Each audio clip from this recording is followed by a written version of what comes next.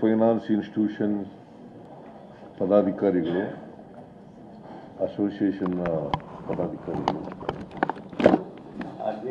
RBI reserve bank of India regional ಆಫೀಸರ್ಸ್ನ ಕರೆಸಿದ್ದಾರೆ. ನಬಾರ್ಡ್ನವರು, revenue department, cooperation department, police department, ಆಮೇಲೆ ಲಾ ಮಿನಿಸ್ಟ್ರು ಮತ್ತು ನಮ್ಮ ಫೈನಾನ್ಸ್ ಡಿಪಾರ್ಟ್ಮೆಂಟ್ನವರು. ಇದರಲ್ಲಿ ಈ ಸಭೆಯಲ್ಲಿ deputy chief minister HK Patil ಅವರು, ಮತ್ತು ನಮ್ಮ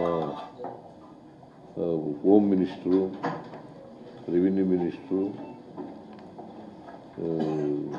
ನಮ್ಮ ಪೊಲಿಟಿಕಲ್ ಸೆಕ್ರೆಟರಿ ನಜೀರ್ ಅಹಮದ್,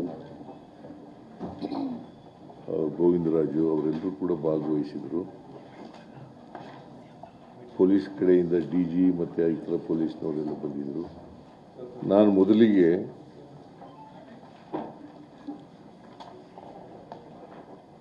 ಇವರು ಯಾರು ಮೈಕ್ರೋ ಫೈನಾನ್ಸ್ ನಡೆಸ್ತಾರೆ ಅವರ ಅಸೋಸಿಯೇಷನ್ ಇದೆಯಲ್ಲ, ಅಸೋಸಿಯೇಷನ್ನ ಅಧ್ಯಕ್ಷರು ಅವರಿಂದ ಅಭಿಪ್ರಾಯವನ್ನು ಕೇಳಿದ್ದೀವಿ. ಜೊತೆಗೆ reserve bank of India regional officer ಅವರ ಅಭಿಪ್ರಾಯ ಕೇಳಿದ್ದೀವಿ. ಇವರ ಅಭಿಪ್ರಾಯ ಕೇಳಿದ ಮೇಲೆ ಯಾರೂ ಕೂಡ ಸಾಲ ಕೊಡಬೇಡಿ ಅಂತ ನಾವು ಹೇಳಲ್ಲ, ವಸೂಲು ಮಾಡಬೇಡಿ ಅಂತ ಹೇಳಲ್ಲ. ಆದರೆ ವಸೂಲು ಮಾಡುವಾಗ ಕಿರುಕುಳ ಕೊಡಬಾರ್ದು ಯಾರಿಗೂ. ವಸೂಲಿ ಕ್ರಮ ಮಾಡುವಾಗ ರಿಸರ್ವ್ ಬ್ಯಾಂಕ್ನ ನಿಯಮಗಳನ್ನು ಪಾಲನೆ ಮಾಡಬೇಕು. ಕಾನೂನು ಏನು ಹೇಳ್ತದೆ ಅದಕ್ಕಿಂತ ಹೆಚ್ಚಾಗಿ ಬಡ್ಡಿಯನ್ನು ವಸೂಲು ಮಾಡಬಾರ್ದು. ಆಮೇಲೆ 5 ಗಂಟೆ ನಂತರ ವಸೂಲಿಗೆ ಹೋಗಬಾರ್ದು. ಆಮೇಲೆ ಔಟ್ಸೋರ್ಸಿಂಗ್ ಮಾಡಿ ವಸೂಲು ಮಾಡ್ತಕ್ಕಂಥ ಕ್ರಮವನ್ನು ವಿರೋಧ ಮಾಡಿದ್ದೀವಿ. ಅದನ್ನು ಮಾಡಬಾರ್ದು. ಔಟ್ಸೋರ್ಸಿಂಗ್ ಏನು ಮಾಡ್ತಾರೆ, ಈಗ ಔಟ್ಸೋರ್ಸಿಂಗ್ ಕೊಟ್ಬಿಡೋದು ವಸೂಲಿಗೆ, ಗೂಂಡಾಗಳನ್ನು ಬಳಕೆ ಮಾಡೋದು, ರೌಡಿಗಳನ್ನು ಬಳಕೆ ಮಾಡೋದು, ಅದನ್ನು ಮಾಡಬಾರ್ದು.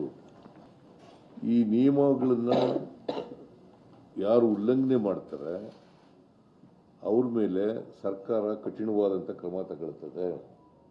ಮೈಕ್ರೋ ಫೈನಾನ್ಸಿಂಗ್ ಇನ್ಸ್ಟಿಟ್ಯೂಷನ್ಗಳಿರ್ಬೋದು, ಮನಿ ಲೆಂಡರ್ಸ್ ಆಗ್ತಿರ್ಬೋದು, ಪಾನ್ ಬ್ರೋಕರ್ಸ್ ಆಗ್ತಿರ್ಬೋದು, ಅಥವಾ ಎಕ್ಸಾರ್ಬಿಟೆಂಟ್ ಇಂಟ್ರೆಸ್ಟ್ ವಸೂಲು ಮಾಡ್ತಕ್ಕಂಥ ಕಾನೂನು ಇರ್ಬೋದು. ಈ ಕಾನೂನುಗಳನ್ನು ಉಲ್ಲಂಘನೆ ಮಾಡಿದ್ರೆ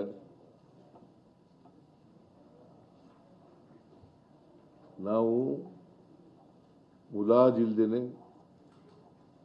ಅವ್ರ ಮೇಲೆ ಕ್ರಮ ತಗೊಳ್ತೀವಿ. ಸೊ ಆ ಎಚ್ಚರಿಕೆಯನ್ನು ವಾರ್ನಿಂಗ್ ಮಾಡಿದ್ದೀನಿ ನಾನು. ಆ ಎಚ್ಚರಿಕೆಯನ್ನು ನಬಾರ್ಡ್ನವರಿಗೆ, ಮೈಕ್ರೋ ಫೈನಾನ್ಸ್ ಇನ್ಸ್ಟಿಟ್ಯೂಷನ್ನವರಿಗೆ, ಮತ್ತು ಬೇರೆ ಮನಿ ಲೆಂಡಿಂಗ್ ಇನ್ಸ್ಟಿಟ್ಯೂಷನ್ಸ್ಗಳಿದ್ದಾವಲ್ಲ ಇವ್ರಿಗೆಲ್ಲ ಕೊಡ್ತಕ್ಕಂಥದ್ದನ್ನು ಮಾಡಿದ್ದೀವಿ. ಈ ಮನಿ ಲೆಂಡಿಂಗು ಕಾನೂನುಗಳಿದ್ದಾವಲ್ಲ ಇವತ್ತು ನಮ್ಮ ರಾಜ್ಯದಲ್ಲಿ, ಅವಕ್ಕೆ ತಿದ್ದುಪಡಿ ಮಾಡಬೇಕಾದ್ರೆ ಕೂಡಲೇ ತಿದ್ದುಪಡಿಗಳನ್ನು ಮಾಡ್ತೀವಿ. ಅವುಗಳನ್ನು ಇನ್ನೂ ಬಲಯುತವಾಗಿ ಮಾಡಬೇಕಾದ್ರೆ ಮಾಡ್ತೀವಿ. ಜೊತೆಗೆ ಒಂದು ಹೊಸ ಕಾನೂನನ್ನು ಮಾಡ್ತೀವಿ. Only with an interest to give protection to the interest of the borrowers, genuine borrowers. ಮತ್ತು ಲೈಸೆನ್ಸ್ ಇಲ್ಲದೇನೆ ಯಾರೂ ಕೂಡ ಮನಿ ಲೆಂಡಿಂಗ್ ಮಾಡಕೂಡದು. ಪ್ರತಿ ಜಿಲ್ಲೆನಲ್ಲೂ ಕೂಡ ಜಿಲ್ಲಾಧಿಕಾರಿ ಕಚೇರಿಗಳಲ್ಲಿ ಒಂದು ಸಹಾಯವಾಣಿಯನ್ನು ತೆರೀತಕ್ಕಂಥ ಕೆಲಸವನ್ನು ಮಾಡಬೇಕು ಅಂತ ಹೇಳಿದ್ದೀವಿ. ಅಲ್ಲಿ ದೂರುಗಳನ್ನು ಕೊಡಬಹುದು. ಆ ದೂರುಗಳ ಮೇಲೆ ಪೊಲೀಸ್ನವರು ದೂರುಗಳನ್ನು ಕೊಟ್ಟರೆ ಅಥವಾ suo motu if there are violations of the rules, regulations and law, ಅಂತ ಕಡೆ ಸುವೋಮೋಟೋ ಪೊಲೀಸ್ನವರು ಕ್ರಮ ತಗೊಳ್ತಕ್ಕಂಥ ಕೆಲಸವನ್ನು ಮಾಡ್ತಾರೆ. ಮತ್ತೆ ಯಾರೇ ಬಲಾತ್ಕಾರದಿಂದ ವಸೂಲು ಮಾಡ್ತಕ್ಕಂಥದ್ದು, ಗೂಂಡಗಳನ್ನು ಬಳಸಿ ಮಾಡ್ತಕ್ಕಂಥದ್ದು, ಎದುರಿಸಿ ಮಾಡ್ತಕ್ಕಂಥದ್ದು, ಅವಮಾನ ಮಾಡ್ತಕ್ಕಂಥದ್ದು, ಅಗೌರವ ಮಾಡ್ತಕ್ಕಂಥದ್ದು, ಅಂಥ ಕಡೆ ಪೊಲೀಸ್ನವರು ಅವರ ಫಿರ್ಯಾದಿಗಳನ್ನು ರಿಜಿಸ್ಟರ್ ಮಾಡ್ಕೊಂಡು ಕಾನೂನು ರೀತಿಯ ಕ್ರಮ ತಗೊಳ್ತಕ್ಕಂಥ ಕೆಲಸವನ್ನು ಪೊಲೀಸ್ನವರು ಮಾಡಬೇಕು ಅಂತೇಳಿ ತೀರ್ಮಾನ ಮಾಡಿದ್ದೀವಿ. ಮತ್ತು ನಾವೇನು ಹೊಸ ಕಾನೂನು ಮಾಡಬೇಕು ಅಂತ ಮಾಡಿದ್ದೀವಿ, ಆ ಕಾನೂನನ್ನು ಕೂಡಲೇ ಮಾಡ್ತೀವಿ. ಅದನ್ನು ಲಾ ಡಿಪಾರ್ಟ್ಮೆಂಟ್ನವರು, ರೆವಿನ್ಯೂ ಡಿಪಾರ್ಟ್ಮೆಂಟು, ಫೈನಾನ್ಸ್ ಡಿಪಾರ್ಟ್ಮೆಂಟು ಮತ್ತು ಹೋಮ್ ಡಿಪಾರ್ಟ್ಮೆಂಟ್ ಚರ್ಚೆ ಮಾಡಿ, ಬೇರೆ ರಾಜ್ಯಗಳಲ್ಲಿ ಈಗ ಆಂಧ್ರ ಪ್ರದೇಶದಲ್ಲೂ ಕೂಡ ಕಾನೂನು ಮಾಡಿದ್ದಾರೆ. ಆ ಕಾನೂನುಗಳನ್ನು ಕೂಡ ನೋಡಿ ಕೂಡಲೇ ಆ ಕಾನೂನನ್ನು ಸುಗ್ರೀವಾಜ್ಞೆ ಮೂಲಕ ಮಾಡ್ತಕ್ಕಂಥದ್ದನ್ನು ಮಾಡ್ತೀವಿ. ಆಮೇಲೆ ಕೇಂದ್ರ ಸರ್ಕಾರಕ್ಕೂ ಕೂಡ ಈ ಕಿರುಕುಳವನ್ನು ತಪ್ಪಿಸಲಿಕ್ಕೆ,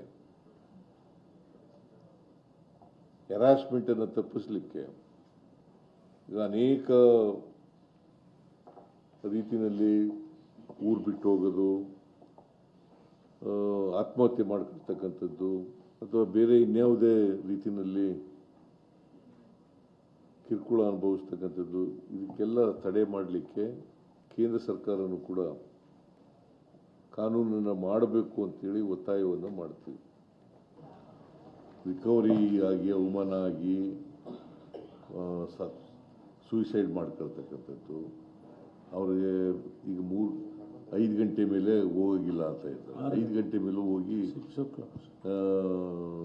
ವಸೂಲು ಮಾಡಲಿಕ್ಕೆ ಹೋಗೋದು, ಆಮೇಲೆ ಸೀಜ್ ಮಾಡೋದು, ಬೀಗ ಹಾಕೋದು, ಇಂಥವೆಲ್ಲನೂ, ಆಮೇಲೆ ಊರು ಬಿಟ್ಟು ಹೋಗ್ತಕ್ಕಂಥದ್ದು, ಇಂಥವನ್ನೆಲ್ಲ ಈ ಬಲಾತ್ಕಾರ ಮಾಡೋದ್ರಿಂದ ತಾನೇ ಅವರೆಲ್ಲ ಹೋಗೋದು. ಇವನ್ನೆಲ್ಲ ನಿಲ್ಲಿಸಲಿಕ್ಕೆ ಇವೆಲ್ಲ ಕಾನೂನು ಮಾಡ್ತಾರೆ.